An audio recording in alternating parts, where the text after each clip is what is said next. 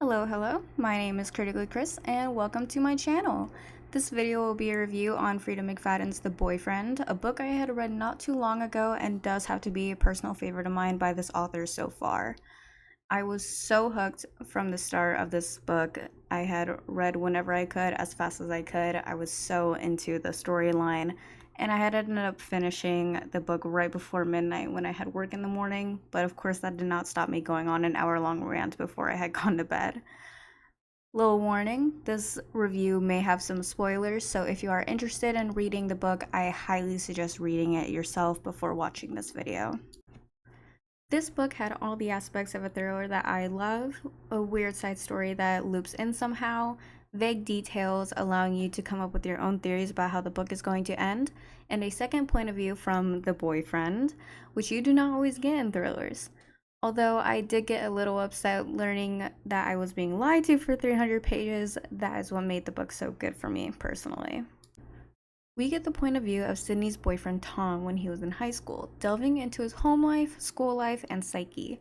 His home life was not so good with an abusive father and submissive mother, his school life being the outcast type with his bug-loving friend Slug and childhood crush Daisy, and a twisted mind thinking of murder with his medical textbook knowledge. Tom's past is to show where his mind has always been, but a few of the secondary characters have future importance as well. The biggest part is Tom's fascination with blood, continuous thoughts of killing some of those around him, but his inner moral compass telling him how wrong murder is, though that tiny voice in the back of his head does not always stop him. The book starts off strong with Sydney on a first date that's going horribly, only to get worse as the night goes on. A handsome stranger comes along and scares the date off before going his own way. Sydney is thinking of stopping him, desperate to get a boyfriend and please her mother with grandchildren when she's already 34 years old, but she lets him go thinking it'll be the only time she sees him. However, it was not the end for him, and unfortunately not for the bad date, Kevin. Kevin becomes the weird side story mentioned periodically throughout as he starts stalking Sydney, begging for another chance. His story ties into how Sydney views her dating life and experience with men that also concludes in an ominous end. In thrillers, authors tend to leave breadcrumbs to let readers come up with their own theories of how the story will play out.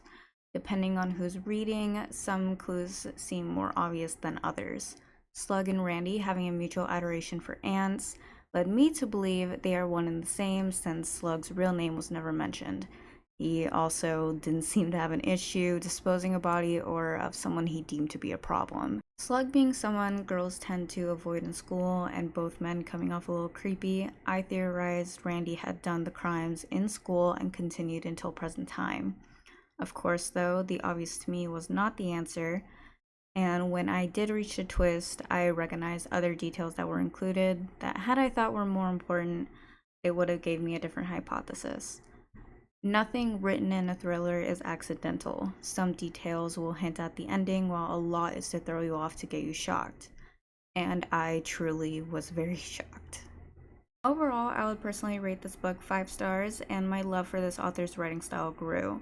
I found the storyline to be very gripping, reeling me in to the last sentence from the very first. This is a book I would recommend to general readers, thriller lovers, or someone who wants to try to get into thriller. If you'd want more recommendations, I'll have the link to my GoodReads in the description. Feel free to leave a comment whether about this book or to suggest another one you would like me to read and review in the future. Please consider leaving a like if you enjoyed what I had to say and subscribe to stick around for more. That's all I have for this time. Thank you for watching, and I'll see you next time.